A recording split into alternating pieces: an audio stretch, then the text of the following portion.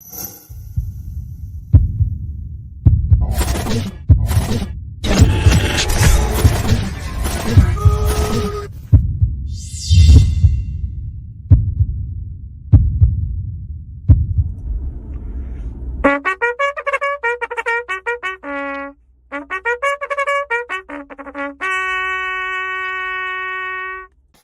gotta learn how to play that. So I was on my run this morning and I was going through my podcast and it automatically played yesterday's episode and just started it. And I was listening as I was running and then I heard the bugle and I got a little extra pep in my step. I was like, all right, that bugle fires me up. Let's go. Well, it's because any military movie, it just has to start with that. Yeah. Full Metal Jacket, things like that. And then you're like, okay. I missed the memo this morning about the Daily Huddle shirt, by the way. Wish somebody would have communicated a little better. If you know what's going on today, if you're in the know, we have our first live Get on the Ball call, 1:00 today. Super excited about the folks that have signed up, committed to take the journey with us. It's going to be a fun ride. Mark and I are back and forth about content, but the fun part about this is I think a lot of the content is going to be driven by the people who are in the group. They do. I think that's the cool part of it is that they're going to get the opportunity to bring their problems or bring the things they're dealing with or bring their questions and say, hey, what are the thoughts on this, which will be some of the content, which is the cool part. That's the chance where we get to just spitball, and that's where we're really in. That to me, those are the best parts about the presentations that we do is when we get off of the deck and go live and go, all right, let's do it. Let's talk about it. Let's put it into action, and that's the fun part. And it could be real time. Somebody could be in the midst of a deal, and boom, we're going to be real time doing that. So super, super excited about that. Thanks Hayden for the nice notes. I got a note yesterday from Chris Pollock, and it was such a cool note because he said to me, he goes, thanks for doing something so affordable. Yeah. And I was like, what a nice note, because he knows full well we don't live in this territory. This is not what we do. Different price point for people. We made it affordable for everybody. So if you're not in, get in, all that kind of stuff. Couple of updates from yesterday. For those of you who, we're not here a year ago, we did an event for Junior Achievement, of which I co-chaired with a couple of cool dudes. And we knocked it out of the park last year. Michael Imperioli was our guest. We're working on who the guest of honor is this year. But yesterday we went and filmed the video at Seminole. That's the committee.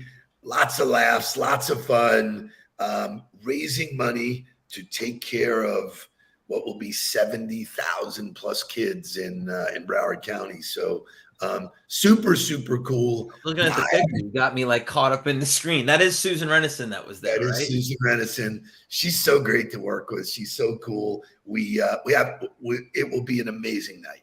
And it looked like you were looking at the room that it was in last year, similar room or same room? The same room. We're going to do, instead of the speaker outside, which was that's strictly going to be Monday Night Football.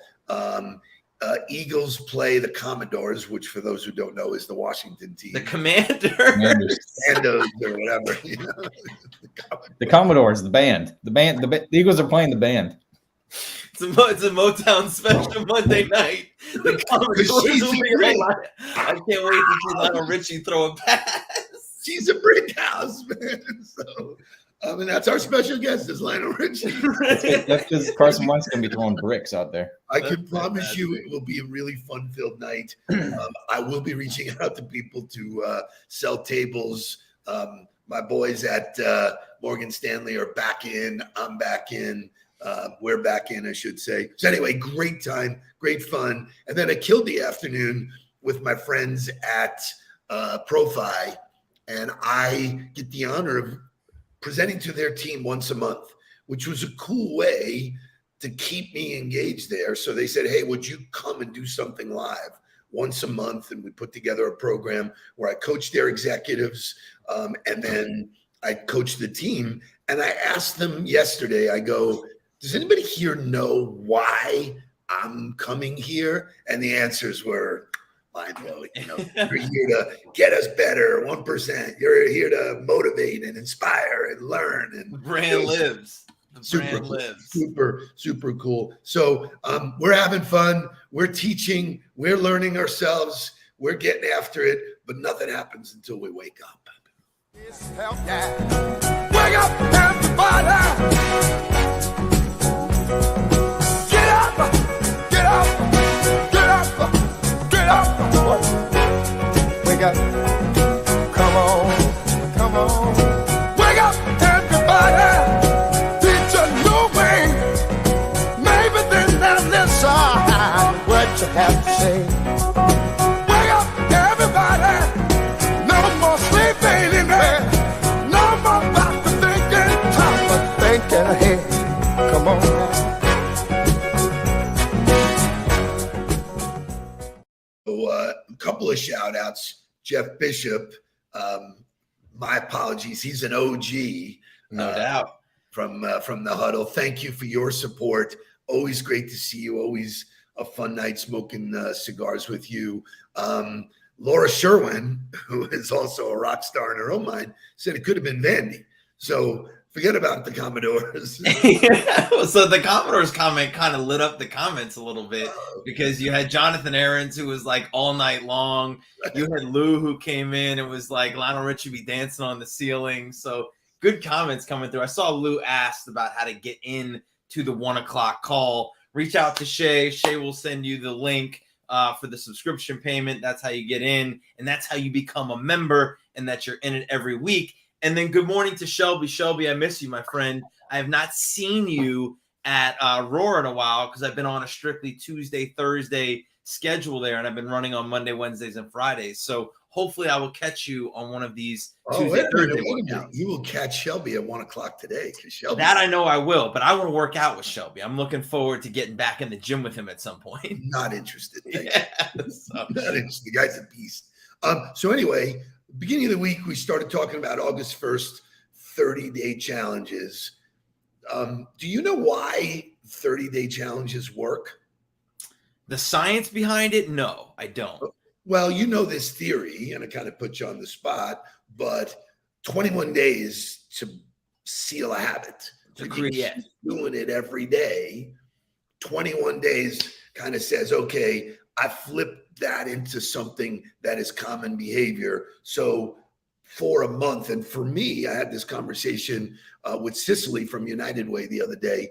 She had told me about how they plan the year, and she was doing these 12-week sprints, like kind of thing.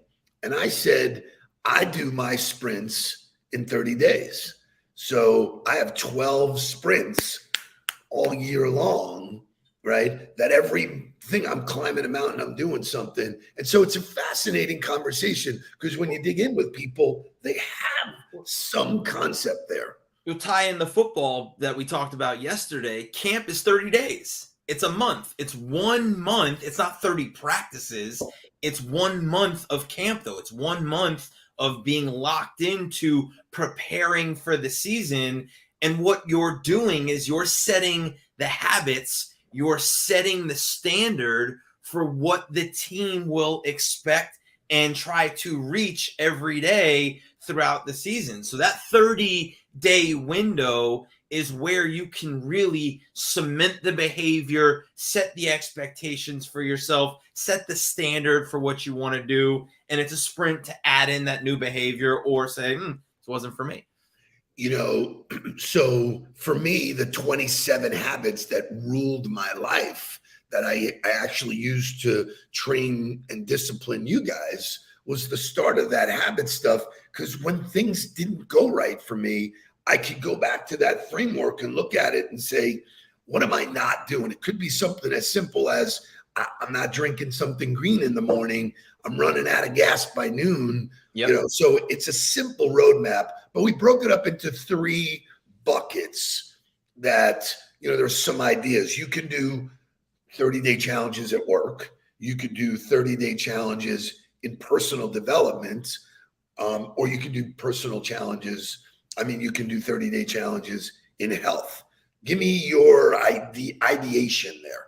So I just think, I like to keep things simple, and I like to compartmentalize things that are happening. So for me, it's like, is it internal, what I'm working on, how I'm doing it? Is it professional? Is it at work? Is it something? Or is it physically healthy? Where am I working on myself, and how am I working on myself? And what are the things that make me successful in those things? So when I look at work, right, there's some things that I know are good habits that I may not have, that I'm going to challenge myself to in 30 days, add that. Like for me, I'm not writing notes all day long, but a habit that I ingrained was I have a note in my phone titled Daily Note. And I've got two different buckets there. I've got get on the ball and I've got on the ball. And I keep the priorities for those two companies there with any action items that are coming up. And then I keep a note section of like, if I'm on a call with somebody and somebody offers me up a good book to read, bang, it goes right there. Then I have a follow-up section that says anything from this day that I know I need to follow up on, it's going into that area so that when I get up the next morning and I'm on the computer at 4 o'clock or whatever, 5 o'clock, I'm looking at that note going, what did I need to get back to from yesterday? Clean that note up so that at 7 o'clock, I'm fresh. Yesterday was put away. I know where my priorities are moving forward. So keeping a daily note and journaling or having some kind of place where you're organizing yourself is a very simple behavior to add, but just do it every day.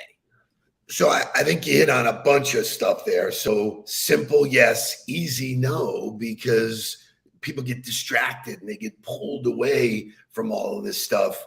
What I hear from you is you're organized in terms of how you think. The brain is getting 60,000 thoughts. Most of them are negative. Most of them are fear and doubt and kinds of bullshit. People getting distracted, interrupted. The only way to stay organized is to have some type of process or system. And that's really what habits are. They are the backbone of the behaviors that you do. And so sometimes it's not only adding things, it's actually taking things away. Things 1,000%. that you don't want to do. An easier way to move away from it is I'm not going to drink for 30 days. And you guys know that every January I do a 30-day, I go dry January. And people say, well, why do you do that? And I do it for lots of reasons. Number one, to prove I can. Number two is generally, October, November, December, I'm completely, living the party life. So, it's a cleanse. It feels good. But those kind of things, it's not always positive additions.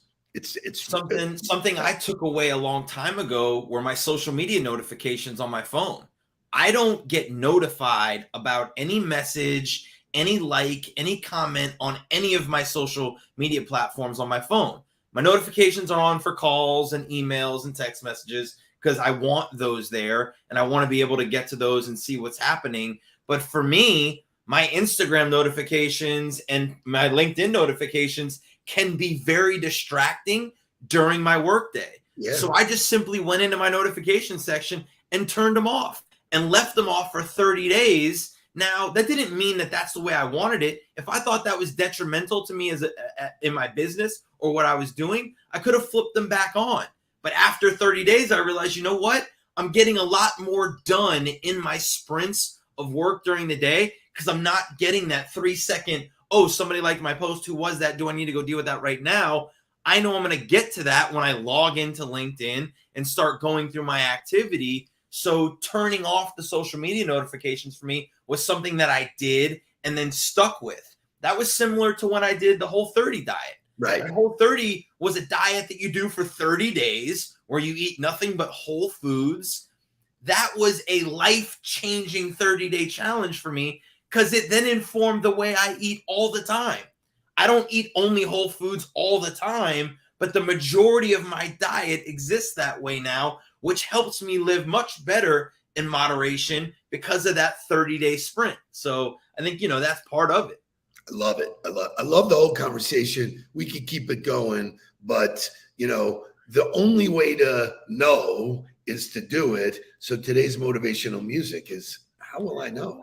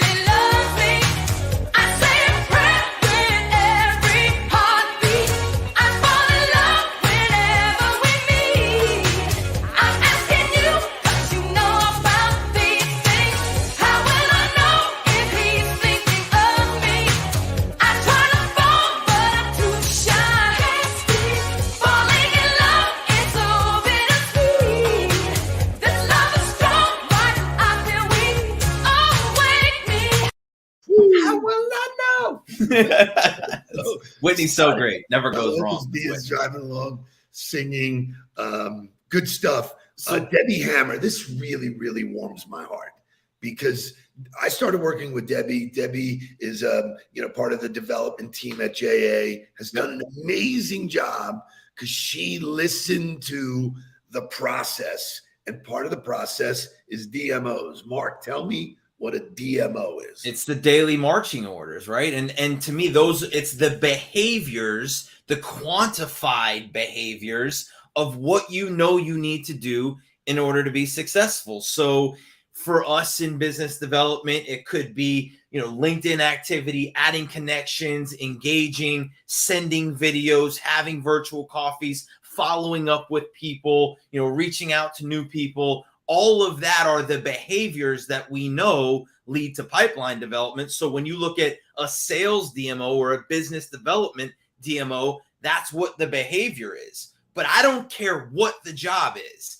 right? Like you got to have your DMOs and have them in a place where you can look back to them and do it over and over. And Jonathan Ahrens talked about, so he put a comment in there. He said, the key is to stay disciplined to that process. The moment you go, I'll remember that and don't write it down, is the moment the system falls apart. I'll tell you a story about that and how I learned that lesson the hard way.